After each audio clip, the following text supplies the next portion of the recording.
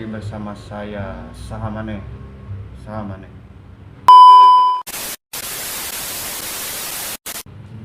Di video ini saya akan membahas sedikit tentang seberapa besar sih pengaruh pertanian dalam perekonomian Indonesia. Kalian semua tahu kan, Indonesia mempunyai wilayah yang sangat luas, baik itu daratan maupun lautan. Terus jika berbicara iklim, Indonesia kan punya iklim tropis, sehingga iklim ini mempengaruhi apa saja yang dapat tumbuh di Indonesia. Jadi sebagian besar Indonesia bisa ditumbuhi oleh seluruh macam tanaman yang ada di dunia. Wow.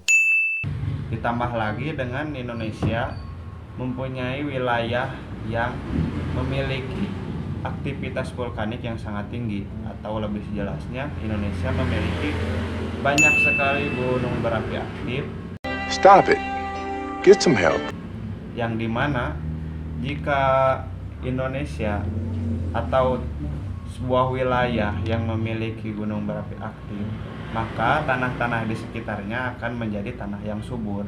Nah, alasan tadi bikin Indonesia jadi punya peluang buat ngembangin bidang-bidang yang ngebutuhin kapasitas sama kekayaan alam dari pengelolaannya. Contohnya di bidang pertanian. Nah, Indonesia ini emang dari dulu, bahkan masih di zaman kerajaan, terus adanya penjajahan, terus lahirnya NKRI, masyarakatnya banyak banget yang bertani, lur. Dari tembakau, kopi, sayur-sayuran, dan masih banyak yang lainnya. Jadi Indonesia udah bisa dibilang negerinya para petani kan. Terus andilnya apa dong buat kemajuan perekonomian Indonesia? Udah jelas kan, lahannya luas, tanahnya subur, hasil bumi melimpah, terus pengelolaan yang benar, pasti dong bakal jadi lumbung pendapatan yang bakal gede banget. Soalnya hampir semua tanaman atau flora, baik itu yang digunakan sebagai bahan pangan ataupun cuma dijadiin hiasan doang, bisa tumbuh di Indonesia. Gimana? Mantap kan? Mantap.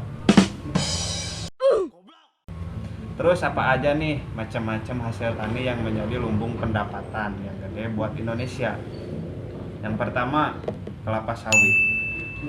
Indonesia saat ini mendominasi pasar minyak sawit dengan produksi 31 juta ton per tahun. Bayangin, banyak banget kan? Terlepas dari wacana moratorium perkebunan sawit yang digagas oleh pemerintah Jokowi, Indonesia sempat berniat menggandakan produksi sawit hingga 2030. Cuma niat doang. Tapi kan niat harus dibarengi sama prakteknya kan. Ya nggak tahu lah. What the Terus yang kedua, beras. Dari 744 juta ton beras yang diproduksi di dunia, hampir 10% diantaranya berasal dari Indonesia. Jumlahnya dapat mencapai 70,7 juta ton. Banyak banget kan? Namun kapasitas produksi saat ini cuma mampu memenuhi kebutuhan dalam negeri doang. Pemerintah Jokowi berjanji akan meningkatkan kapasitas produksi dengan membuka lahan dan mengembangkan varian padi yang lebih efektif. Nah, jadi nggak tahu nih kebijakan-kebijakan apa yang dapat mempengaruhi atau dapat meningkatkan produksi beras ya dari negeri kita. Karena jika lihat berita-berita sekarang, Indonesia banyak mengimpor beras dari negara luar.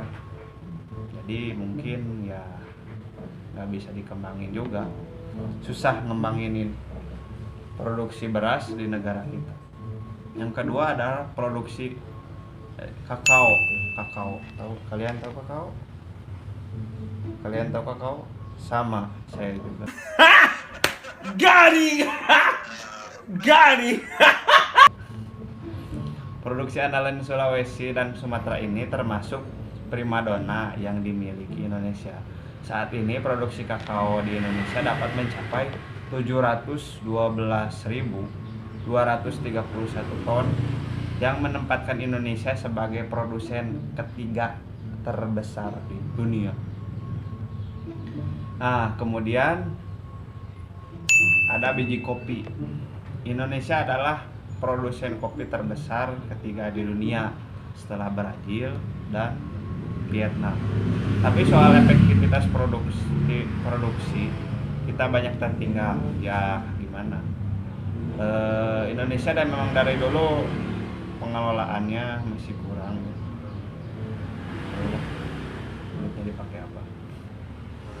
Yang jelas kita masih tertinggal dengan Brazil dan Vietnam dalam hal produktivitas.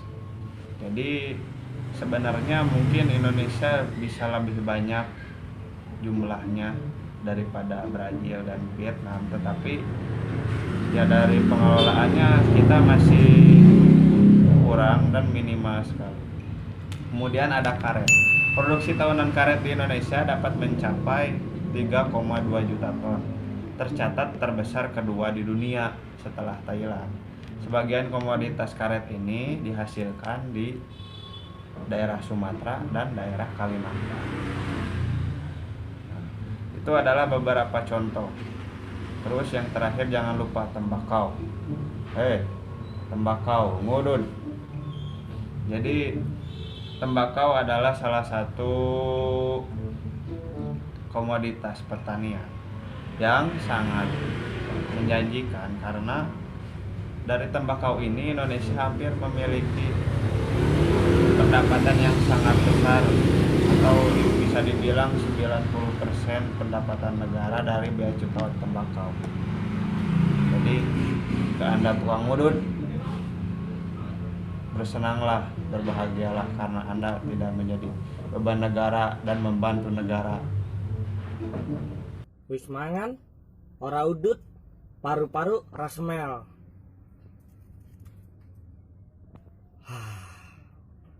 Bau. Ditambah lagi pada tahun 2019, Kementerian Pertanian kita mencatat PDB pertanian, atau PDB itu artinya produksi domestik bruto Indonesia dalam bidang pertanian. Jadi PDB itu nilai pasar semua barang atau jasa yang diproduksi oleh suatu negara dalam periode tertentu. Nah, jadi Kementerian Pertanian menghitung dan mencatat pada tahun 2019 Indonesia memiliki PDB atau produk domestik bruto yang meningkat dari asalnya 994 triliun menjadi 1462 triliun. Gimana cuan tuh? Mantap kan?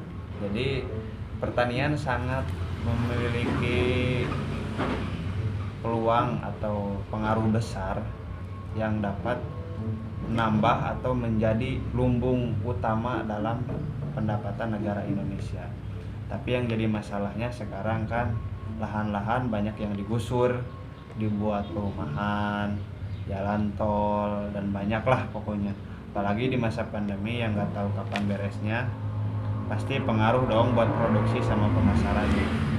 Ya nggak tahu lagi deh, yang penting positif thinking aja. Kuncinya cuma 3, tetap usaha, berdoa, dan orang dalam. Wait a minute. Nah, segitu dulu video kali ini, mudah-mudahan bermanfaat buat kalian. Buat kita sadar sama lingkungan dan potensi yang kita miliki di tanah air tercinta ini. Oh iya, buat kalian yang suka bertani dan berkebun, baik itu di rumah ataupun punya lahan sendiri, terus butuh sama keperluan bertani, nah langsung aja kunjungi toko saya di marketplace terkenal. Linknya di deskripsi. Di sana ada obat, pupuk, dan perlengkapan lainnya. Langsung aja cek. See you.